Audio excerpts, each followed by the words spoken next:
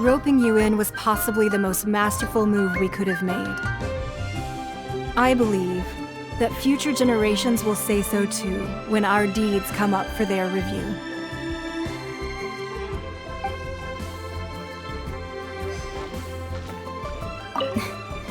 Why, were you just trying to look cool earlier, or are you really that selfless?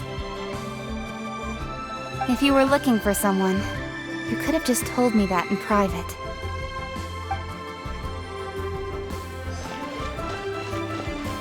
The cleanup of the premises, managing the crowds as they exit, making an account of the rite.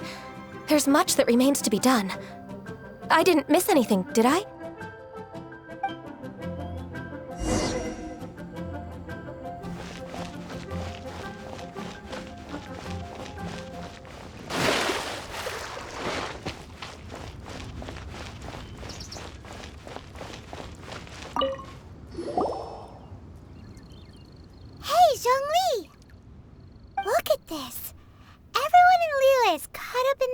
Thinking that they'll never see Rex Lapis again. And here you are looking all relaxed.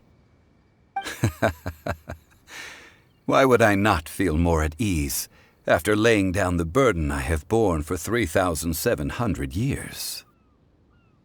Right. If the two of you can spare the time, I should treat you to a meal at the Liyue kiosk. That sounds like big talk, Zhongli. Paimon might have believed you if you were treating us to some third-round knockout, but you'd have to pay out your nose just to stand inside Liyue kiosk.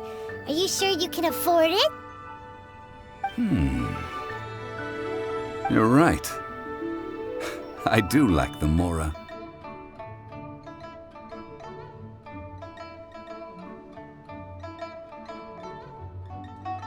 As the Rex Lapis Morax, I can easily create Mora. But since I have chosen to walk this earth as the mortal Zhongli, I should abide by the same rules that mortals do. When I was journeying with you, though I still had the Gnosis in hand, I knew that I must soon retire from my role as an Archon, so I had to rehearse a little for my new life. Gets it now. You didn't look at the price tags when we were spending because you've never had to. But since you weren't used to not being able to just make more Mora as and when you wanted to, you had to try becoming a parasite to society who lives off of other people's credit. Well, we were only spending Fatui money. You don't have to say it like that. In the City of Commerce, we do not merely exchange money or goods. We also exchange knowledge, memories, and foresight, as well as positions, roles, and lives. The Archon Morax could never experience life as the true mortal Zhongli could, no matter how many times he descended to be with his people. I must thank you for that. I will treasure the memories that I made as Zhongli, traveling the streets of Liyue with you. That is true, but there is no journey that does not end. No meetings without partings. Paimon thinks that we should make a move and continue our search for the Seven.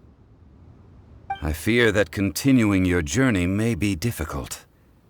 The nation that neighbors Liyue by sea, Inazuma, is presently closed.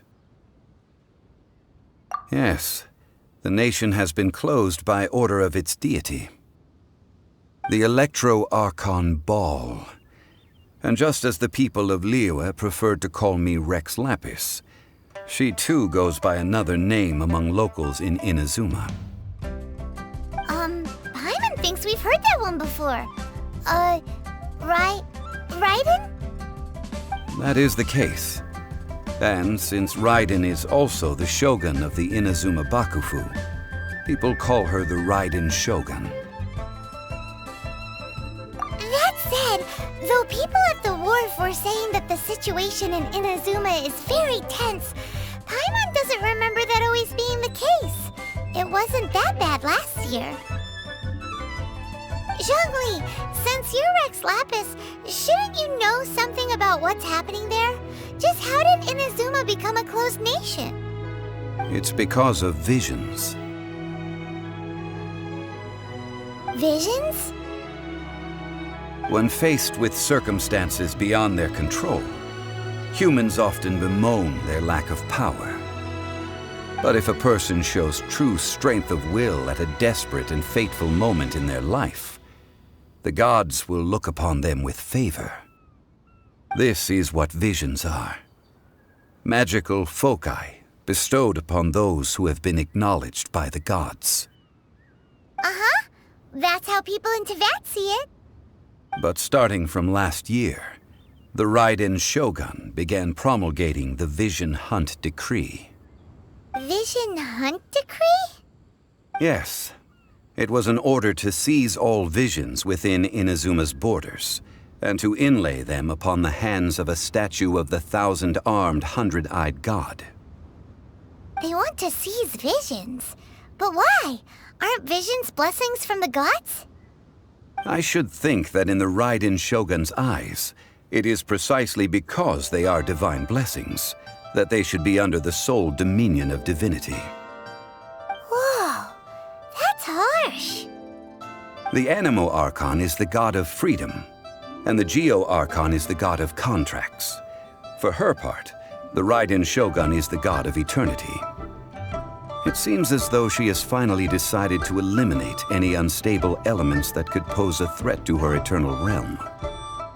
The fact that even I, the oldest of the seven, have now passed away will only strengthen her resolve to pursue eternity. Knowing her, she must have again quoted that adage she is most fond of when proclaiming that decree to her people. 7 ideals for 7 gods, and of these, eternity is nearest unto heaven. All right then. Was there anything else you wish to know? Ah, that was a good one. Failing a divine trial. How they came up with that excuse, I will never know. That said, the reason why the Qixing were so eager to resolve the incident and stop pursuing the culprit was indeed because they received news in secret that Rex Lapis was not dead. I hinted as much to the Adepti as well. How did I accomplish that, you ask? Have you ever heard of this particularly convenient Adepti art known as gifting dreams and visions? All right then. Was there anything else you wish to know? Yeah, about that. Before the Qixing made their announcement, we listened to a lot of people talking on the way. Most of them put the blame for everything on Child. These are indeed false accusations.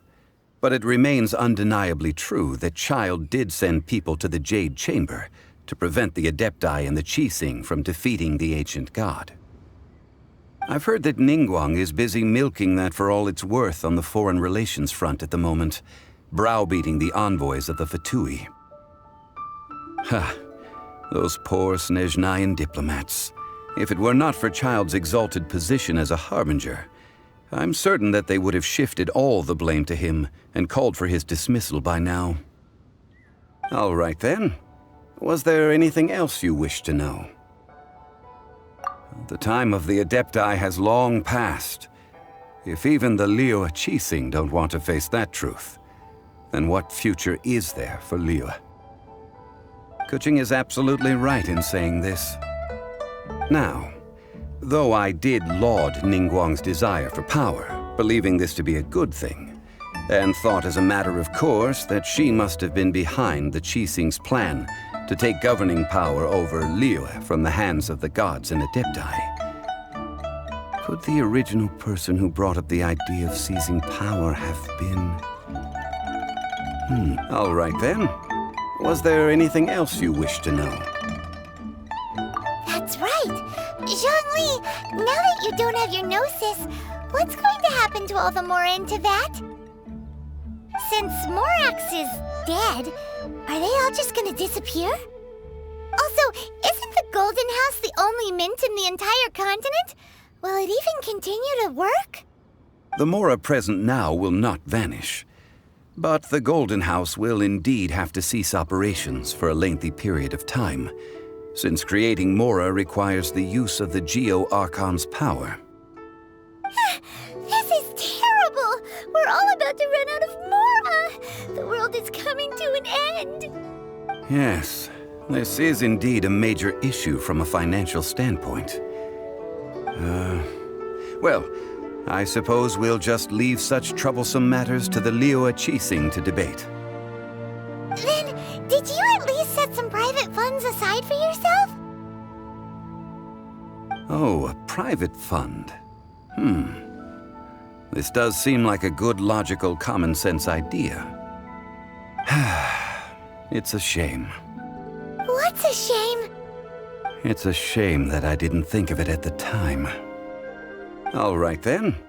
Was there anything else you wished to know? Well then, I suppose you'll have to find a way to get inside this closed nation. Have patience. I suspect that some serendipity must first come into play.